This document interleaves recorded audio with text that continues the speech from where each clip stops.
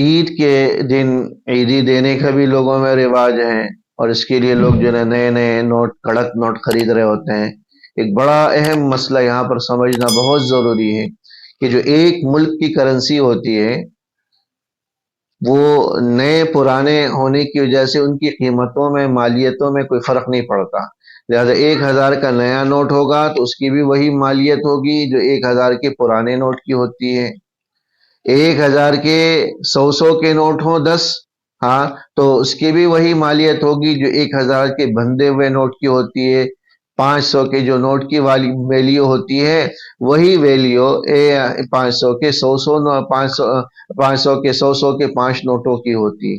اس لیے یہاں یہ مسئلہ ضرور سمجھ لیجئے کہ نئے نوٹوں کو ان کی مالیت سے زیادہ قیمت پر خریدنا جائز نہیں ہے۔ تو بہت سے لوگ 1,000 کے نئے نوٹ یا 100 کے نئے نوٹ یا 50 کے نئے نئے نوٹ ان کی قیمت سے یا ان کی مالیت سے زیادہ میں خرید رہے ہیں۔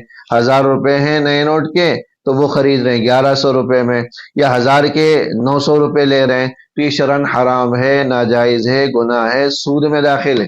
تو جو کمی بیشی کے ساتھ جو لے رہے ہیں وہ در حقیقت سود کا لین دین کر رہے ہیں۔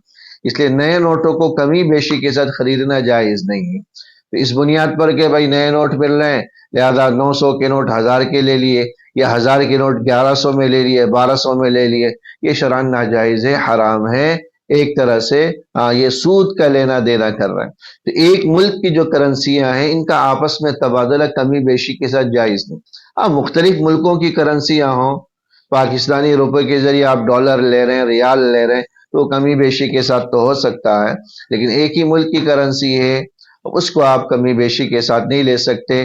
نئے پرانے ہونے سے ان میں کوئی فرق نہیں پڑتا، لہذا نئے نوٹوں کو زیادہ قیمت پر خریدنا یہ شرعاً ناجائز، حرام اور گناہ کے زمرے میں داخل ہوگا۔ اس طرز عمل کی بھی اصلاح کی ضرورت ہے۔